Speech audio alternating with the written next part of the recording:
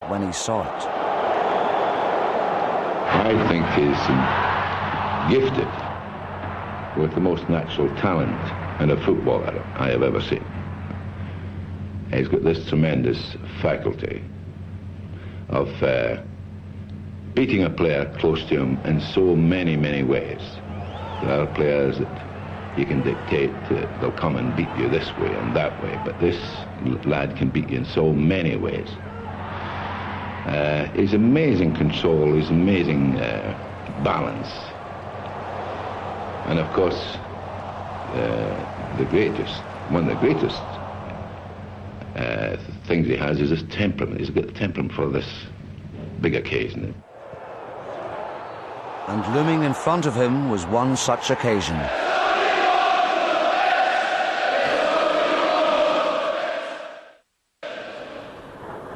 Since the Munich air disaster in 1958, the European Cup had been United, and in particular Busby's, holy grail.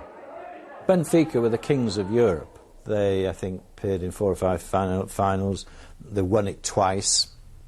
And they were the reigning power of Europe. So when United went there, they really went in some trepidation. Except for George. That night, he was on fire. That was, I think, his best game. We were going into a situation where Benfica hadn't been beaten in Europe on their own ground, ever. And I mean, they've been playing for a long, long time with great players, Eusebio, Coluna, Torres, and really sensational players. And going to the match was a little bit of trepidation, you know, on what we're going to expect. It's a stadium of light in Lisbon. And there again, after about 15 minutes, the game was pretty much over. He destroyed Benfica almost single-handedly. United had gone to that second leg with a one-goal lead. They'd won 3-2 in Manchester. And I don't think many of us thought that that was going to be enough against this mighty Benfica team. And the plan was to take it easy in the opening 20 minutes. That was the way they saw the match. But it's not the way George Best saw the match. He scored after 6 minutes, a header from a free kick, and then 6 minutes later he really lit up the stadium. Goal kick, David Hurd headed it down into the path of George, who was accelerating, took it in his stride and just sort of arced his way through the Benfica defence. As Matt Busby said later, he must have had cotton wool in his ears at the time of our team talk. But George just did his own thing, which was his style. And the goal he scored, the second goal, remains the best I've ever seen. Benfica were humbled. A further 3 goals, the last by Charlton, made it a crushing victory. That particular match, he was the best I ever saw him play. He was absolutely unstoppable and unbeatable. Lisbon was mesmerised, and at times his dazzling skills bewildered teammates almost as much as the opposition. I remember after the game in Benfica, the number of people, I mean, they just swarmed onto the pitch. And it wasn't United fans, of course. You're talking about over 120,000 people. It was all Benfica fans just trying to get a touch of George. And it became a little bit frightening in actual fact, because it was like meeting God or something like that. Obviously, I just got a little touch on him. I think for the first time ever, you had a footballer that was on the front page of newspapers, on television, this sort of iconic figure. The Portuguese dubbed him the fifth Beatle, and he did his best to live up to that comparison. He was the handsome face of an exciting new Britain. It takes a lot to get George Best away from football, but one thing always works: his mum's cooking. He was becoming a sizzling commercial property, and his mother wasn't the only woman that wanted to have him in her arms.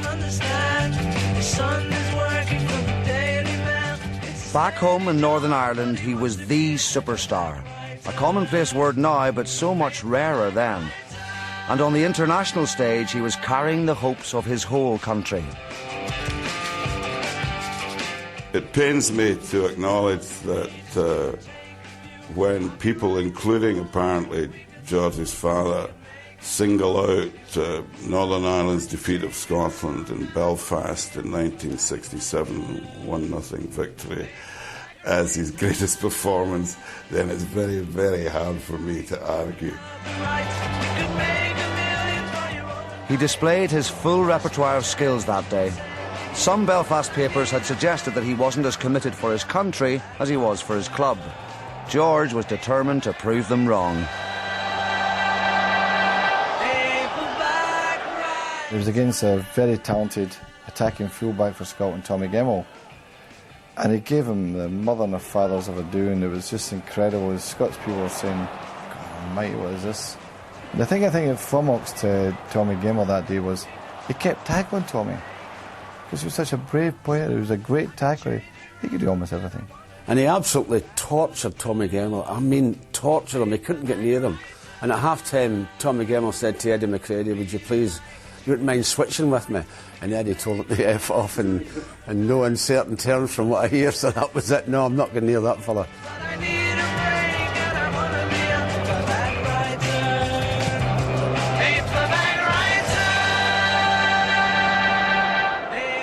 George played us on his own and beat us on his own and beat us handsomely. He was just ridiculous that day.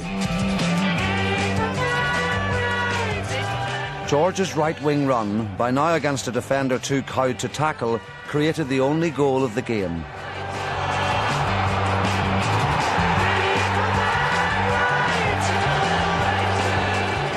Everybody that was there on the day called it the George Best game.